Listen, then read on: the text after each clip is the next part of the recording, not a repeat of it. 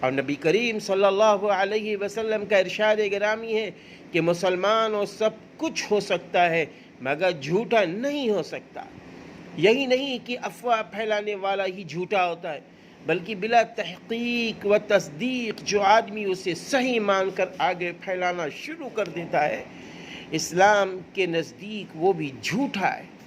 آپ صلی اللہ علیہ وسلم کا ارشاد گرامی ہے کہ آدمی کے جھوٹا ہونے کے لیے یہی بات کافی ہے کہ وہ جو بات سنے اسے بغیر تحقیق اور تصدیق کے دوسروں تک بیان کرنا شروع کر دے۔ قرآن مجید میں مسلمانوں کو تعلیم دیتا ہے، قرآن مجید مسلمانوں کو تعلیم دیتا ہے کہ وہ یوں ہی کسی بات کے پیچھے نہ ہو لیا کرے۔